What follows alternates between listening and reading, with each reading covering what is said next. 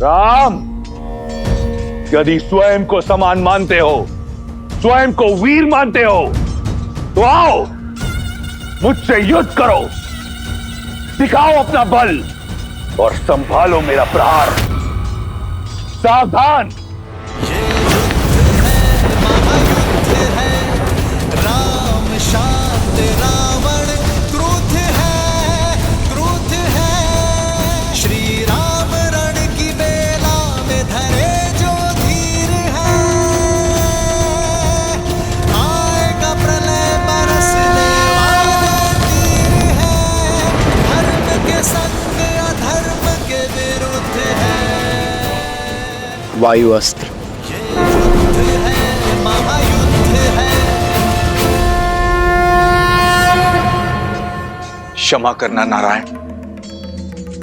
सोचा था जीवन भर अपने भाई को सद्मार्ग पर लाने का प्रयास करता रहूंगा, उनका नाश नहीं होने दूंगा, किंतु आज ना तो अपने भाई को रोक सकता और ना ही अपने भगवान से अपने भाई के लिए दया की भिक्षा मांग सकता। कदाचित इसी को ही धर्म युद्ध कहते हैं मित्र।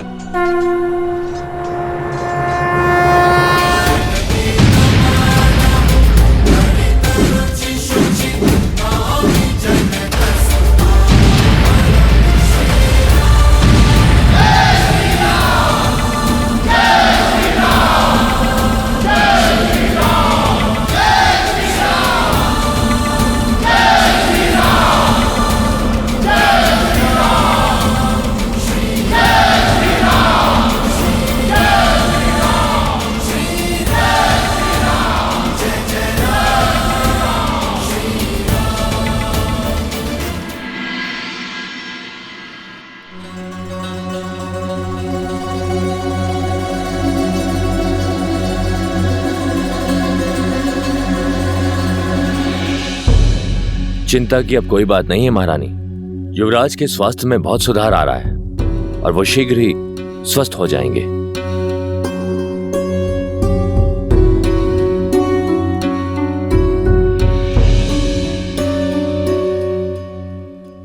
ये क्या राक्षस राज, आप तो बड़े शीघ्र थक गए। मेरे प्रभु श्री राम ने तो अपना तुनीर ठीक से टटोला भी नहीं। मौन रहो मरकट, बहुत हुई चाटुकारिता। अब देखो मेरे बाण कैसे तुम्हारे राम का और तुम्हारी वानर सेना का अंत करते हैं।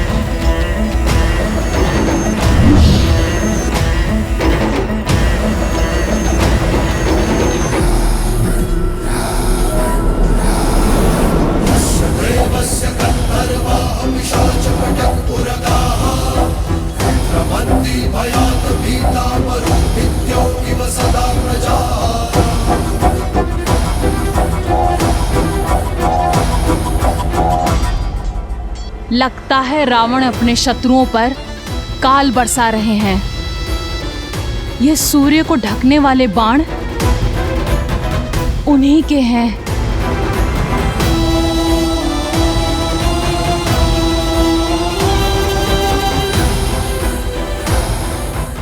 ये अंधकार लंकेश के बाणों का नहीं, उनके अहंकार का है, जो शीघ्र ही लंका को घेर लेगा।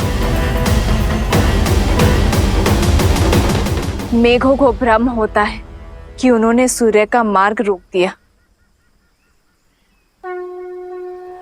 पर ऐसा होता नहीं है त्रिजटा। सूर्यवंशी श्री राम के तेज के आगे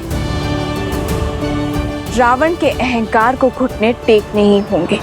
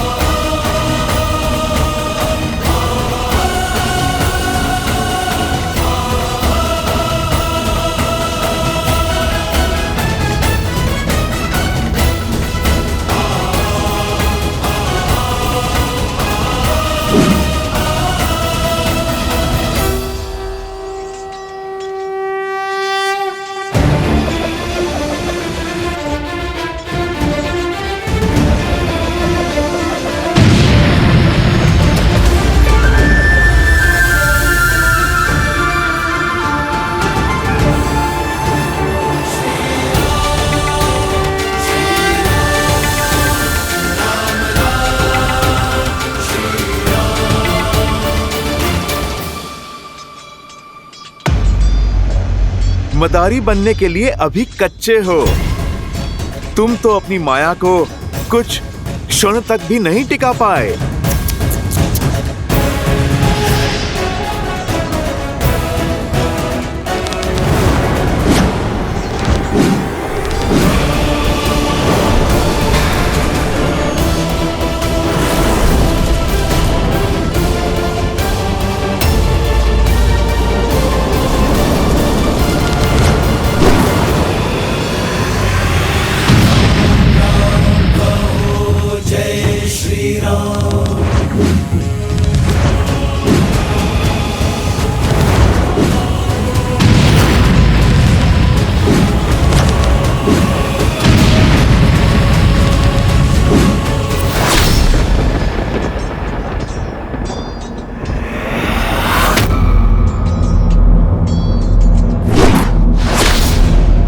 हनुमान,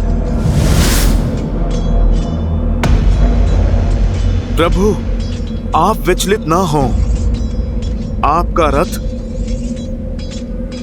नहीं डगमगाएगा। मेरे प्रभु के लिए सहना ये प्रहार तो प्रसाद है मेरे लिए।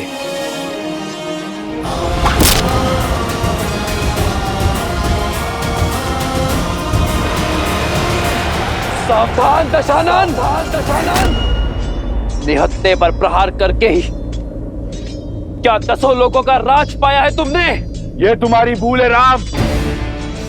ये युद्ध भूमि है राम, जहां पर प्रहार कहीं से भी हो सकता है। योद्धा को शत्रु के प्रहार के लिए सज्ज होना चाहिए और परास्त होने के लिए भी। पीड़ा का आभास तो अब तुम्हें होगा लंकेश।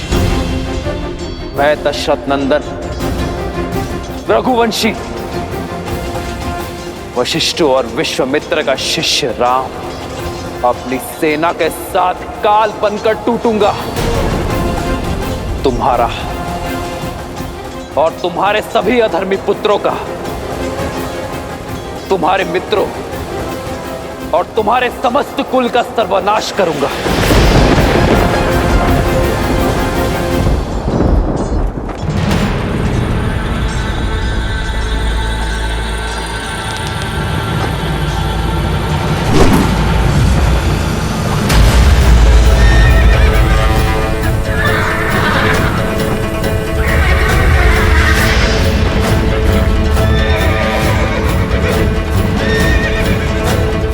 हनुमान, मुझे नीचे उतारो।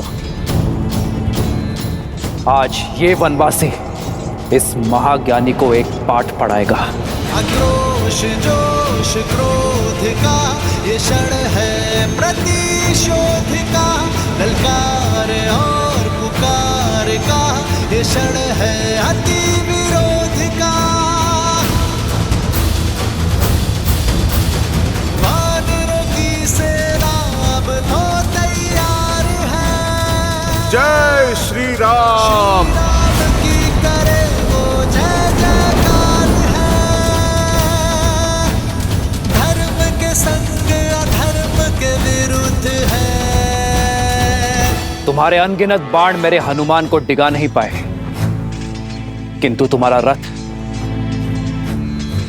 मेरे एक बाण में ही डोल गया। जानते हो क्यों? क्योंकि तुम्हारे रथ का आधार ही निर्बल है।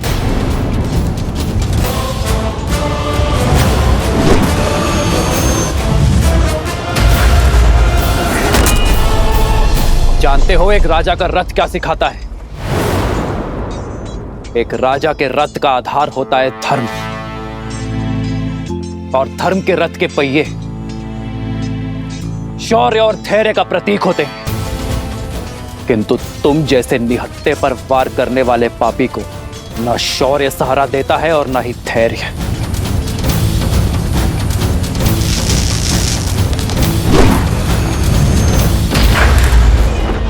ये युद्ध है, महायुद्ध है।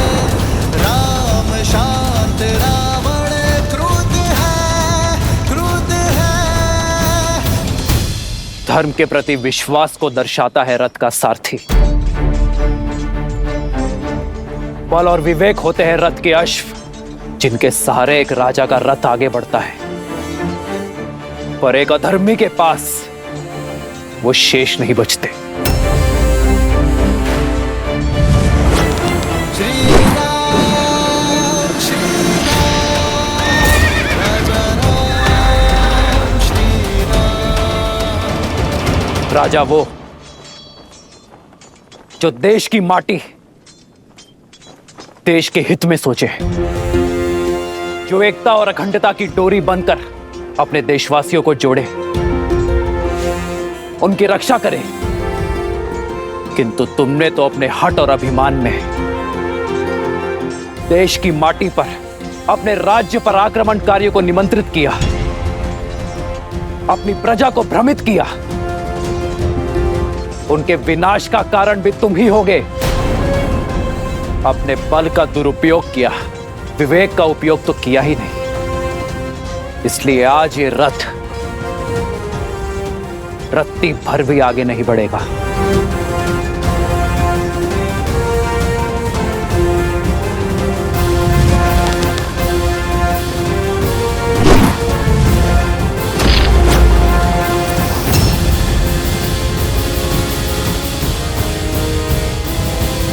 रथ की पताका सत्य का प्रतीक होती है।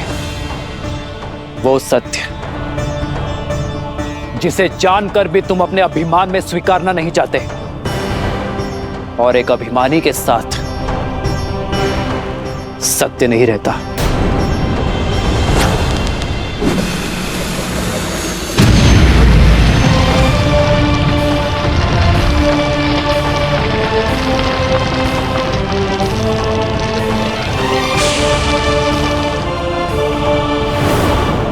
ध्वज राजा का इष्ट और पूर्वजों का आशीष होता है, किंतु जो अपने माता पिता की अवहेलना करे, अपने पूर्वजों की प्रतिष्ठा का मान मिट्टी में मिलाए, उसके साथ उसके पूर्वजों का आशीर्वाद नहीं रहता।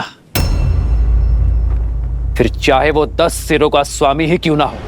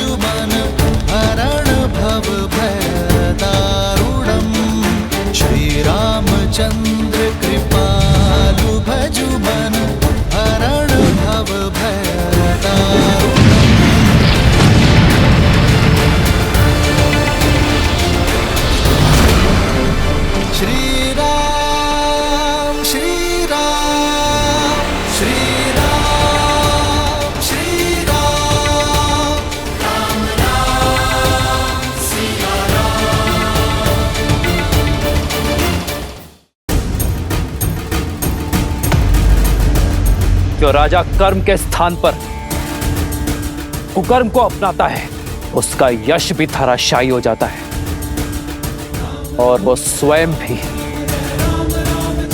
धरातल पर आ गिरता है। लंकेश, तुमने पूछा था ना कि प्रभु श्री राम अपनी पत्नी को कैसे पाएंगे। अब आशा है कि तुम्हारी हर एक शंका मिट गई होगी। तुमने हर उत्तर पा लिया होगा। उत्तर तो मैं दूंगा, जिसका प्रति उत्तर ना तुम दे पाओगे और ना तुम्हारा राम। चंद्रहास,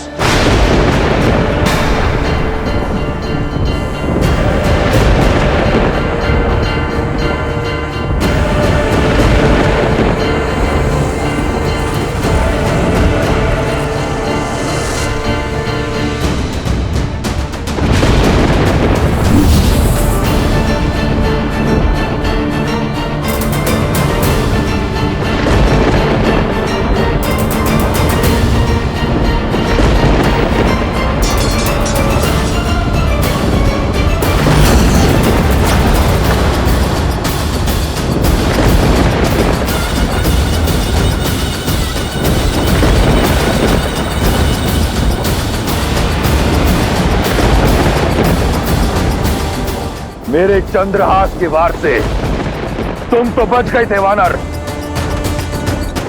परंतु ये नर, ये वनवासी नहीं बच पाएगा।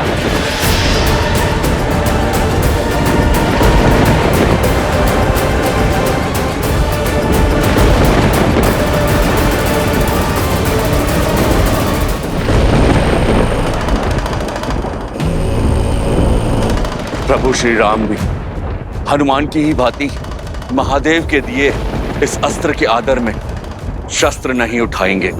पर दशानन भैया, प्रभु श्री राम पर चंद्रहास संधान करने से चूकेंगे नहीं।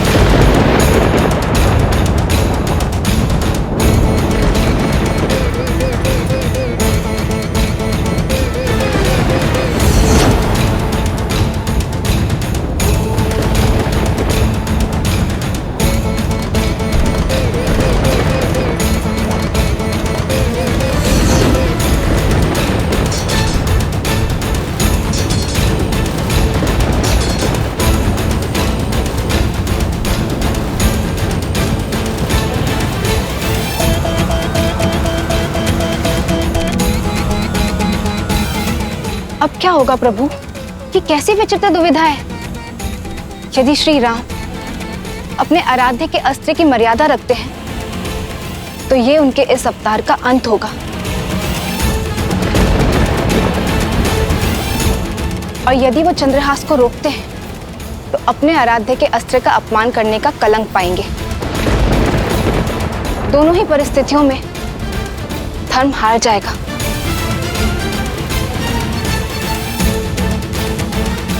आपका चिंतित होना स्वाभाविक है देवी, किंतु आपकी इस चिंता का निवारण केवल प्रभु श्री राम ही कर सकते हैं,